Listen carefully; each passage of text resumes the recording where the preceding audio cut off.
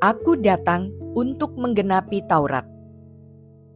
Renungan diinspirasi dari Injil Suci menurut Matius, bab 5 ayat 17 sampai 19. Dalam khotbah di bukit, Yesus berkata, "Janganlah kalian menyangka bahwa aku datang untuk meniadakan hukum Taurat atau kitab para nabi. Aku datang bukan untuk meniadakannya, melainkan untuk menggenapinya.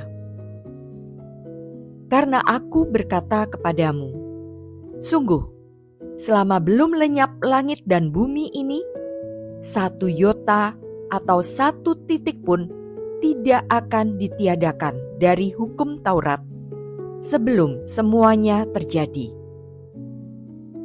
Karena itu, siapa yang meniadakan salah satu perintah Taurat, sekalipun yang paling kecil, dan mengajarkannya demikian kepada orang lain, ia akan menduduki tempat yang paling rendah di dalam kerajaan surga. Tetapi siapa yang melakukan dan mengajarkan segala perintah Taurat, ia akan menduduki tempat yang tinggi di dalam kerajaan surga." Demikianlah sabda Tuhan.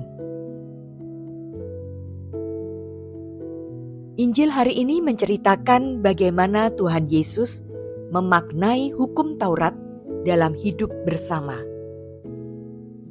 Yang dimaksud Yesus adalah agar hukum Allah dapat dilaksanakan dalam kehidupan para pengikutnya. Yesus memberikan makna baru atas aturan lama. Dalam hukum Taurat, ada 613 butir aturan yang terdiri dari 365 butir larangan dan 248 butir perintah. Konon, jumlah larangan sesuai dengan jumlah hari dalam satu tahun dan jumlah perintah sesuai dengan jumlah tulang dalam tubuh manusia. Dalam Alkitab Ibrani, hukum Taurat berfungsi bukan hanya sebagai suatu ajaran atau hukum, melainkan suatu patokan praktis, ajaran normatif bagi perbuatan atau panduan moral. Bagi bangsa Israel, hukum Taurat adalah sebagai arah dasar dan roh pemersatu. Yesus datang dan memberi dirinya untuk menebus dosa kita. Dengan demikian, ia telah menggenapi hukum Taurat dan menyempurnakannya dalam karya keselamatan yang ia janjikan. Iman kepada Kristus merupakan titik tolak untuk menggenapi hukum Taurat. Melalui iman kepada Kristus, Allah menjadi Bapa kita. Dalam Yohanes 1 ayat 12. Oleh karena itu, ketaatan kita sebagai orang percaya bukan sekedar ketaatan kepada Allah sebagai pemberi hukum yang berdaulat, namun lebih selaku anak kepada Bapanya. Dalam Galatia 6 ayat 6. Pada masa kini, siapa yang peduli dengan penggenapan hukum Taurat? Sudah selesai membaca kitab suci secara lengkap? Siapa yang akan memperhatikan hal itu? Salah satu orang yang tidak sekedar membaca hukum Taurat dan kabar sukacita, namun juga melakukan dan membagikannya adalah Carlo Acutis.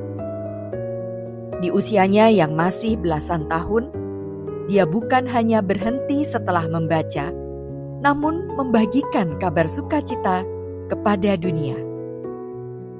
Dia membuat situs web dengan kisah-kisah mukjizat Ekaristi. Jika sekarang kita dapat membaca dan menyaksikan foto ataupun video dari mukjizat Ekaristi, maka itu adalah berkat Carlo Acutis yang membagikannya melalui situs web yang dibuatnya. Dia menjadi teladan bagi anak muda tentang perbuatan kasih. Sebagai seorang remaja yang biasanya masih mencari jati diri, justru Carlo Acutis sudah menemukan jalan hidupnya menuju kehidupan sejati, yaitu Yesus sendiri yang sudah menggenapi hukum kasih. Apakah saya sudah melaksanakan hukum Tuhan untuk mengasihi sesamaku? Marilah berdoa. Allah Bapa Maha Kasih, karya-Mu tetap terlaksana hingga saat ini. Buatlah kami semakin mengerti dan memahami hukum-hukum-Mu, sehingga kami dapat melakukan dan mengajarkannya bagi diri kami, bagi keluarga kami, dan bagi sesama kami. Amin.